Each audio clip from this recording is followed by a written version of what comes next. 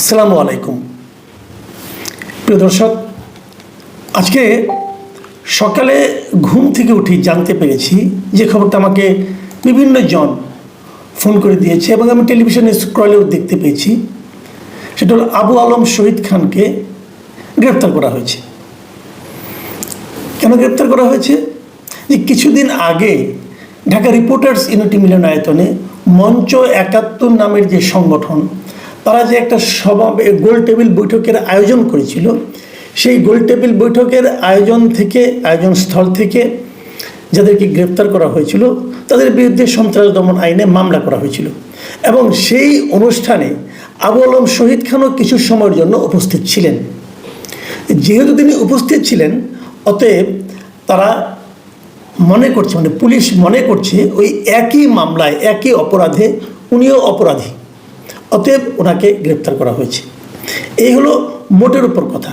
এবং পুলিশের ভাষাটা হলো যে ওনাকে পুলিশ যেভাবে বলেছে যে হলো মামলার ঘটনাস্থলে উপস্থিত থেকে ঘটনার সাথে জড়িত আছে মর্মে জানা যায়, মানে ওনারা পুলিশ জানতে পেরেছেন যে উনিও ঘটনার সঙ্গে জড়িত আছেন। মামলাটি তদন্তনাধীন। এমত অবস্থায় মামলার সুষ্ঠু তদন্তের স্বার্থে তদন্ত সমাপ্ত না হওয়া পর্যন্ত এবং আসামির নাম ঠিকানা যাচাই না হওয়া পর্যন্ত তাকে জেলে আটক রাখা একান্ত প্রয়োজন। মানে পুলিশ জানতে পেরেছে যে ওই ঘটনার সঙ্গে মিস্টার আবু আলম শহীদ খান জড়িত আছেন।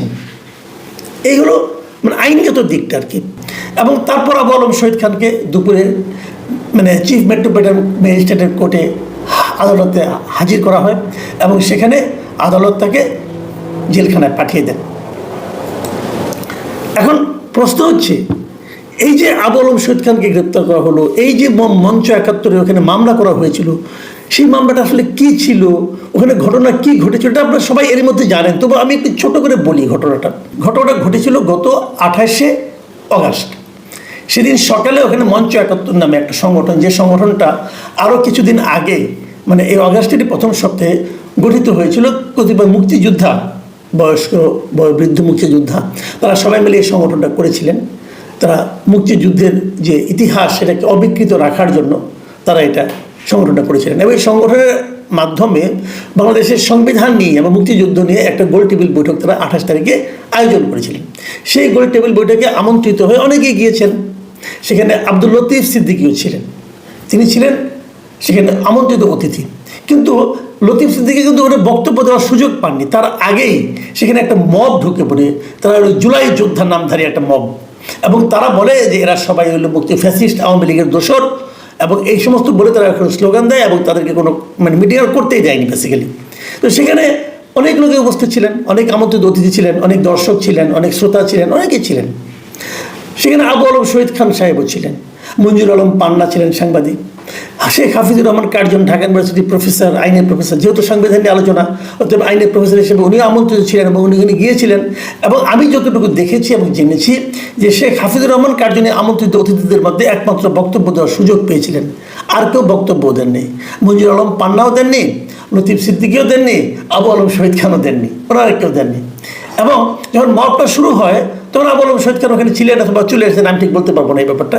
কিন্তু ওনাকে গ্রেপ্তার করা হয়নি। ওখান থেকে প্রায় ১৬ জনকে নেওয়া হয়েছিল গ্রেপ্তার করে, এবং যাদের সবার বিরুদ্ধেই সন্ত্রাস বিরোধী আইনে মামলা করা হয়েছিল। আমি অনেকগুলি ভিডিও দেখেছি এই ঘটনার উপর, এবং সেখানে কোনোটাতেই আমি কিন্তু এই লতিফ সিদ্দিকীকে কোনো বক্তব্য রাখতে দেখিনি। বরঞ্চ আমি দেখেছি লতিফ সিদ্দিকী বসে আছেন, ওনার চারদিকে ওই মেগাফোন দিয়ে জোরে জোরে লতিফ সিদ্দিকীর দুই গালে জুতা মারো, তালে তালে এরকম স্লোগান দেওয়া হচ্ছিল। এবং পুলিশ কিন্তু প্রাথমিকভাবে তাদেরকে বলেছিল যে আপনাদের নিরাপত্তার স্বার্থে আমরা নিয়ে গেলাম। তারপর তারা রমনা থানা তাদের নিয়ে যায় এবং 12 ঘন্টা আটকে রাখার পর তাদের বিরুদ্ধে সন্ত্রাস দমন আইনে মামলা করা হয়। এই 12 ঘন্টা পুলিশ মামলা করলো না কেন? তাহলে কি তারা কোনো আদেশের অপেক্ষা ছিল, অথবা কেউ তাদের নির্দেশনা দিয়েছিল? এগুলো বলা বড় কঠিন, কিন্তু বলা বড় সহজ, ভাবা বড় সহজ।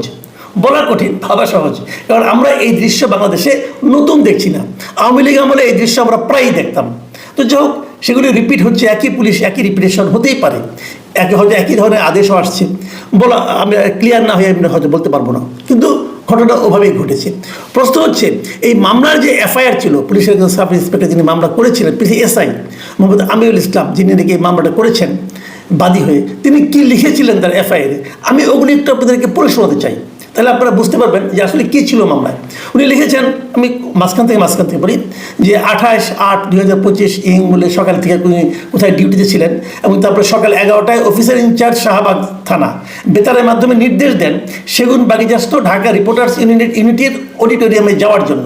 আমি সঙ্গীয় ফোর্স সহ দ্রুত 11:15 ঘটিকায় উল্লেখিত স্থানে উপস্থিত হয়ে দেখতে পাই যে কিছু লোকজন রিপোর্টার্স ইউনিটের অডিটোরিয়ামে কিছু লোককে ঘেরাও করে আওয়ামী ফ্যাসিস্ট বলে স্লোগান দিচ্ছে এবং একজন ব্যক্তি দাঁড়িয়ে বক্তব্য দিচ্ছে।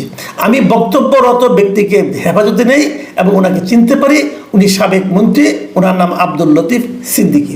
তারপর উনি এক জায়গায় লিখেছেন যে ওনাকে জিজ্ঞাসাবাদে জানা যায় যে মুক্তিযুদ্ধের ইতিহাস মুছে ফেলার গভীর ষড়যন্ত্র ও মুক্তিযুদ্ধের ইতিহাস বিকৃতি বন্ধের লক্ষ্যে গত 5ই আগস্ট 2025 খ্রিস্টাব্দে মঞ্চ 71 নামে একটি সংগঠনের আত্মপ্রকাশ ঘটে।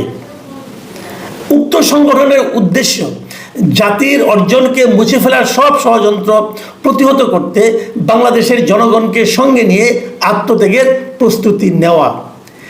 প্রস্তুতির অংশ হিসাবে অদ্য 28/8/2025 খ্রিস্টাব্দে সকাল 10 ঘটিকায় উক্ত স্থানে একটি গোল টেবিল বৈঠকের আয়োজন করা হয়েছে। এটা উনি লিখেছেন, আমাদের যিনি এই মামলার যিনি বাদী, যে পুলিশ কর্মকর্তা, উনি এই কথা লিখেছেন যে কেন এই সংগঠনটা গঠিত হয়েছে এবং তারা ওখানে কেন বসেছিল। আপনারা শুনলেন, এখানে রাষ্ট্রবিরোধী কিছু আছে কিনা আমি এখনো বুঝতে পারলাম না।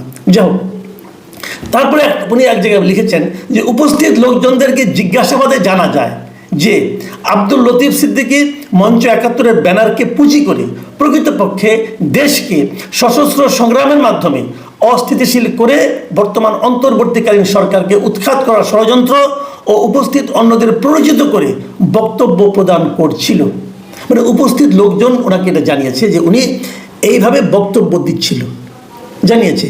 কোনো প্রমাণ কি পুলিশ কর্মকর্তা খোঁজার চেষ্টা করেছেন? লতিফ সিদ্দিকী কি সেখানে আদৌ কোনো বক্তব্য দিয়েছেন? আমি লতিফ সিদ্দিকীর এবং আমি 19 মিনিটের একটা ভিডিও আমি দেখেছিলাম প্রথম দিনে, ওই দিনই ওটা লাইভ ছিল, সবাই দেখাচ্ছিল। লতিফ সিদ্দিকী তো কথাই বলার সুযোগ পাননি, উনি জাস্ট ওখানে বসেছিলেন, ওনার সামনে মাইক্রোফোনও আসেনি, উনি একদম চুপ ছিলেন। চারদিকে ওনাকে সবাই ঘিরে ধরে ওনাকে গালাগালি করছিল অশ্লীল ভাষায়। তো কে পুলিশকে বলল? যারা গালাগালি করছিল তারাই বলেছে নিশ্চয়ই। কিন্তু লতিফ সিদ্দিকী যে এই জন্য বক্তব্য দিচ্ছিলেন, অন্যদেরকে ষড়যন্ত্র উপস্থিত অন্যদেরকে প্ররোচিত করে বক্তব্য প্রদান করছিল, এই জিনিসটা পুলিশ কর্মকর্তা কোথায় পেলেন? আমি